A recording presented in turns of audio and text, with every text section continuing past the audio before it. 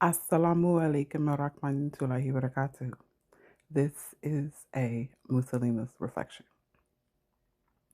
So today, I wanted to reflect on the verse um, in Surah Al-Baqarah where Allah subhanahu wa ta'ala talks about perhaps hating a thing that is good and loving something that is bad. Um, and we usually, this verse did come about, according to the tafsir, regarding the fighting that was prescribed, the jihad of fighting the disbelievers. But I want us to go into a more in depth reflection, if you will, and how that applies to the mental slavery that our people are in today. Now, if we think about this, let's reflect. I said mental slavery. Okay? If we look at back on our people, those of us who have studied and read and wanted to know the history beyond what the European curriculum has taught us, we know or we have learned now that, or we should know that historically, we were a people that came with, what I'm saying, mathematics, science, agriculture. We were very creative in everything that we do. We had much wisdom and knowledge and action and implementation, right? So much so that it was desired by other tribes and nationalities and nations, right? And so that was acquired. It was acquired in a forceful manner. You know what I'm saying? And so now that we fast forward, I was talking to a companion of mine and we were reflecting on our teachers' uh, sessions regarding the importance of knowledge, wisdom, and obtaining it and seeking it. Um, and most importantly, acting upon that knowledge and conveying truth. And so we were discussing, and I said that like I said, I mentioned mental slavery. I mentioned that how is it that we come from a time where we were the sought out leaders for the creativity, the production, um, the inventions, everything was us. And it still is us in a sense today. And then we go to a place now where we are told who we are and what to be when we already knew who we are and what we be, who we are and what we were to be and what we were striving people. And I'm not saying that we're not striving, but the mentality of the people as we know historically from today is not the same. And I say, you know what I'm saying? It's funny how you were taken out of an environment where you were those people, those rulers. You understand what I'm saying? Those producers to be a people to to produce for someone else. And then told how you should be doing other things and then make your production limited based on what they see is fit and productive. You follow me? You know,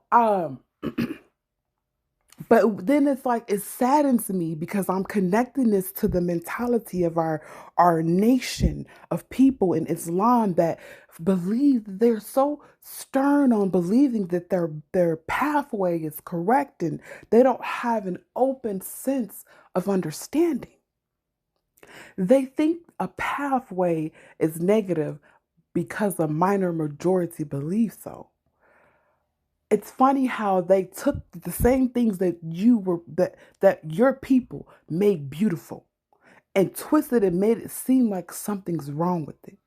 Your hair, for example, your colorisms, for example. Your creativity is negative when they can't figure out how to make a production off of it for themselves. And you don't seem to get that. We are still wandering in this bubble of an illusion. And our people fought so hard to make it clear. And we've come so far, and we are so down deep. We are so sunk into this bubble. We are in the center at this point. And this is a really big bubble, a really big bubble. But, you know, it's funny. Like I said, I wanted to reflect on that verse because we are told to hate what's good for us, right? We are told to do that. We are following it. We are taught to hate what we look like, what we think like, what we talk like. We want to be like those who want to be like us. Make it make sense. They don't have that for themselves, so they choose to alter your differences. Instead of you embracing your individuality, you think that it's a punishment. It's something wrong with it.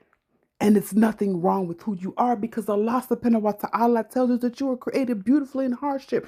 And yes, with hardship comes ease. Everybody quotes that. But most importantly, he tells you to reflect on the signs, the earth, the nature, connect with the universe. We are a people of the universe, and we don't see beyond that because we were taught that that is something that is negative. And it's sitting right in your face in Al Quran that you seem to read. Quite frankly, I'm going to give the benefit of the doubt because Allah knows best. But He has said to the one who reads the book to reflect, not to just read it for memorization, but to reflect for understanding. And that means you must connect to your soul. And how do you connect to your ruh when you allow your mind to be controlled? You don't hear me now. See, this is the branch that everyone is taught to hate. It's signed to Soaf. The connection of the world, of the universe, and how your soul aligns. And connecting your soul to the universe, how you're connected to these elements, and how you are able to connect with your creator who created these said elements in which you are pieces from. Can you hear me? Did I lose you? It is time. How many ayats in the Quran does it talk about knowledge connected to wisdom, and those He give it to and those He do not? And it talks about the boisterous and the ignorant, those who think they know, but they really don't know, and those who follow those who don't know, but they also think that they know, and where do they end up? And when they stand in front of Allah subhanahu wa ta'ala on the day of Yawm al-Qiyamah, they're going to look for those who they looked up to, but what are they going to do? They're going to fall back and say, this ain't on me, baby, this is on you. So is it not time for us to connect to the wisdom of our souls? Again, we are taught to hate something that is good for us, but love things that are bad for us. Look at your behavior towards something that you really don't have an understanding and a connection with. Because you're too busy trying to let me learn the Arabic. Because you're too busy worried about the surface parts of the rewards and not the eternal part. But Allah subhanahu wa ta'ala tells you it's your niyyah, your intentions in which He looks for. And they got nothing to do with your limbs. I was telling my companion, I said, it's funny. If I was to say it's the reason why we got, everybody always said we got one mouth and two ears, right? I said, a smart ass gonna say, well, we got two lips. Yeah, and I'm gonna say, it take two lips to make one mouth, though, right? But look at the significance of these limbs that are duplicated. Are these not the limbs of prostration? You got one nose with two nostrils. You got two eyes, but your eyes have two types of vision and you so blinded but with the one vision that you can't see. In order to see, in order to elevate your vision, baby, you got to allow your vision to connect your vision to connect with your raw, your soul. Because your soul is what's aligned to the universe in which it came from and created.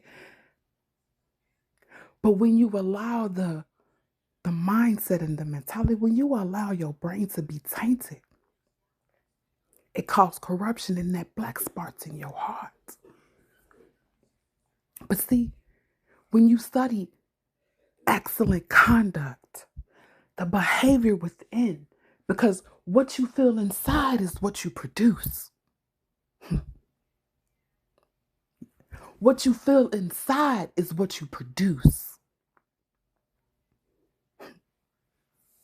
Okay. But it's just like so beyond me that our people are just like, okay, what makes it any different? I asked my companion, I said, what makes this division of understanding in Islam any different from the control of the slave masters using the biblical Christianity to force our people to believe, in which they came over here following Orthodox Islam? What is the difference between that? That everyone is saying the same things, but nobody is connecting to what they're saying because they really don't understand. They just saying. If you sit with your book, your Al-Furqan, it ain't just about, oh, can you do the tajweed, my brother and sister? Do you think Allah subhanahu wa ta'ala is going to care about that, especially when he tells you when you stutter over it or you struggle with it, that you get double the reward than one who recites perfectly? So I would rather struggle and have a clear understanding than to be able to recite and be a parrot. No feeling at all. I'm just saying because it looks good to say. Do we not reflect on that hadith about those three types of people that are going to be drugged by the angels on their face to Jahannam, the hellfire? Do we take the time? Because we just are people that just want to be seen. We have been conditioned to be entertainment. When we picked entertainment, you don't hear me though. We have been a people conditioned to be entertainment when once we control that entertainment.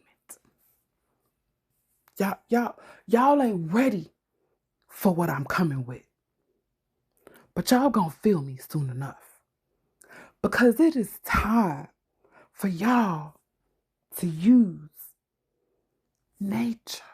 Connect with who you are in the inside. And how can you do that if you don't really know who you are? You are told who you are to be.